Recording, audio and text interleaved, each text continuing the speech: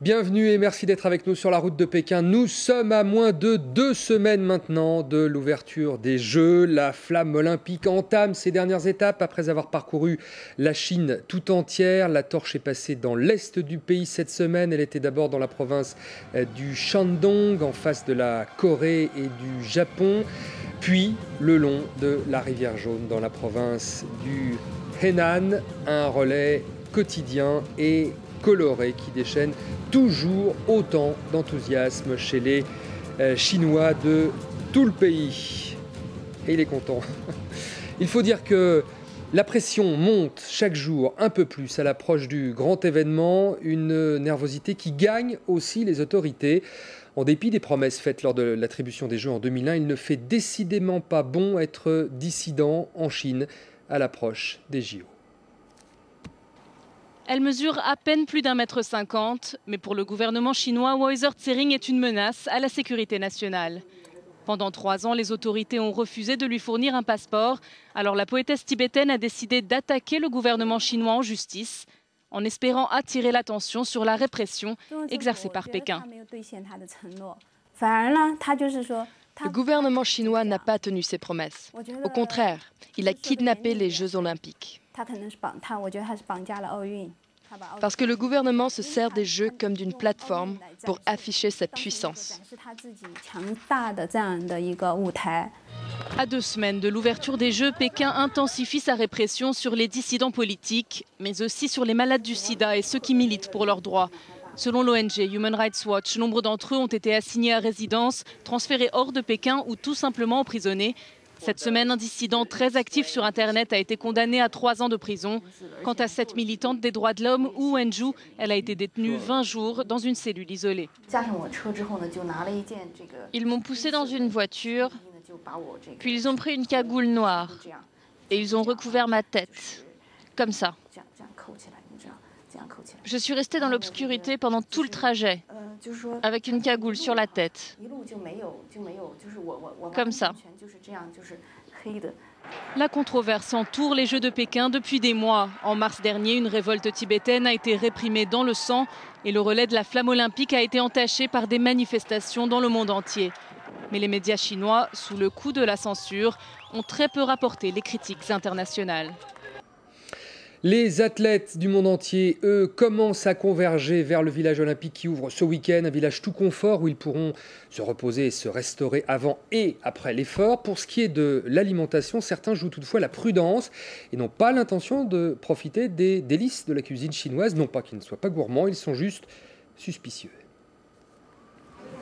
Rien à voir avec une seringue de PO, et pourtant, en mangeant un de ces plats, les athlètes pourraient être contrôlés positifs. En Chine, le dopage alimentaire n'est pas une légende. Il est fréquent que les éleveurs gavent leurs bêtes d'anabolisants et d'antibiotiques pour les vendre au meilleur prix. Conscientes des risques, les autorités disent contrôler la situation, et voici leur dernière arme secrète.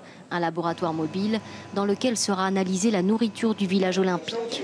Mais le cœur du dispositif, c'est ce centre de contrôle de la sécurité alimentaire, le QG où seront traqués produits dopants, pesticides et bactéries à partir d'échantillons prélevés quotidiennement. Moi, je cherche les résidus d'antibiotiques donnés aux bêtes. S'ils n'ont pas tous été éliminés, ils peuvent être dangereux pour l'homme. Les sportifs français mangeront 100% chinois, contrairement à la majorité de leurs homologues américains, allemands et japonais, qui apporteront leur propre nourriture. Le pays hôte préfère afficher un certain détachement.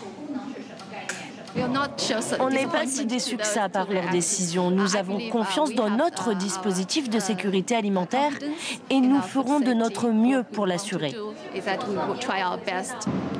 Pendant les Jeux, cette entreprise pékinoise fournira 9000 porcs par jour. Sélectionnée par l'État, agréée par le comité olympique, elle se dit intraitable sur l'hygiène. Ici, les carcasses sont désinfectées et les couteaux lavés après chaque coupe, ce qui n'est pas le cas dans tous les abattoirs. Sûr de sa production, le patron se dit prêt à subir tous les contrôles.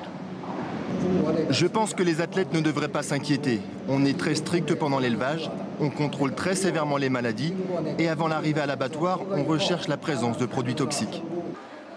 Dans le village olympique, tous les produits alimentaires devront afficher un code de traçabilité. Mais à l'extérieur, rien ne protégera athlètes et visiteurs du risque d'intoxication alimentaire.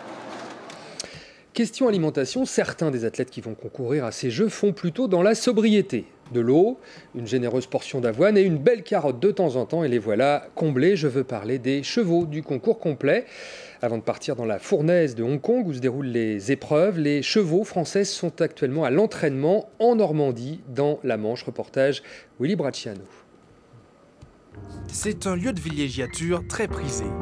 L'air pur, la mer, la plage à perte de vue, un endroit idéal pour entraîner des champions. Non, les champions dont je parle, c'est ceux-là.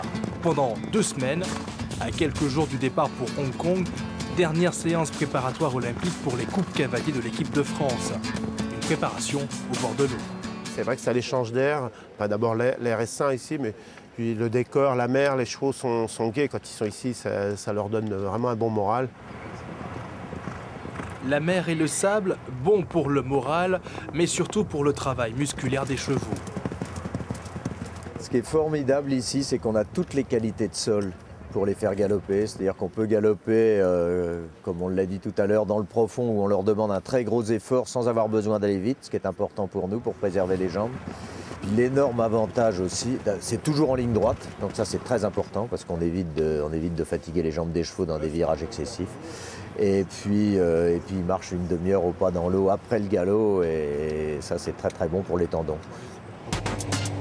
Des tendons qui seront mis à rude épreuve, ces participants au concours complet devront disputer le saut d'obstacle, le dressage et le cross. À Athènes, la France avait décroché la médaille d'or, en grande partie grâce à Galant de Sauvagère, monté par Nicolas Touzin, et Espoir de la Mare avec Jean Teler. C'est vrai qu'il y a 2 piliers dans cette équipe, c'est Galant et Espoir, qui sont à l'expérience, qui sont toujours dans les mieux classés au dressage. Par exemple, cette saison sur le circuit du Grand National, ils sont toujours premier, second, premier. Donc on pense que ces 2 chevaux-là seront les plus aptes à avoir une médaille, par exemple, individuelle si tout se passe bien. Et puis pour avoir une bonne médaille d'équipe, c'est quand même l'addition de bonnes performances individuelles. Pour gagner cette médaille d'équipe, une cohésion de groupe est nécessaire. Et il faut avouer que la quarantaine sanitaire imposée par les Chinois a bien aidé. Isoler l'équipe pour éviter les maladies. Ça nous permet ici chez monsieur Gamichon de s'isoler quelque part un petit peu quand même entre nous, donc souder un petit peu l'équipe. Et puis voilà, je pense que c'est très important au niveau de l'ambiance qu'il y a au niveau de l'équipe de France avant de partir, quoi. Les voilà ceux qui se rendront en Chine. Mais ils devront batailler rude, surtout contre les Anglais, la référence, car on dit qu'ils ont un réservoir formidable de chevaux et de cavaliers. Voilà, mais les Français aussi, on l'a vu. Les chevaux français qui s'envolent ce dimanche pour Hong Kong depuis l'aéroport d'Amsterdam aux Pays-Bas. Début des épreuves le 9 août à Hong Kong. Des épreuves auxquelles beaucoup veulent évidemment assister. La toute dernière vague de vente de billets a eu lieu cette semaine avec toujours beaucoup de succès. Vous le voyez, les files d'attente étaient impressionnantes devant les guichets pour se procurer des places pour les Jeux Olympiques. L'Irak, elle, sera privée de Jeux, décision du CIO. 7 athlètes irakiens qui devaient participer aux Jeux, mais le comité international n'a pas supporté que le gouvernement irakien s'immisce dans l'organisation. En mai, Bagdad avait révoqué le comité national olympique pour le remplacer par un organisme directement dirigé par le ministre irakien de la jeunesse et des sports. Voilà, c'est la fin de cette émission. La semaine prochaine, nous serons à Pékin pour vous faire vivre sur place les derniers préparatifs à une semaine des Jeux. Je vous donne donc rendez-vous le week-end prochain sur France 24.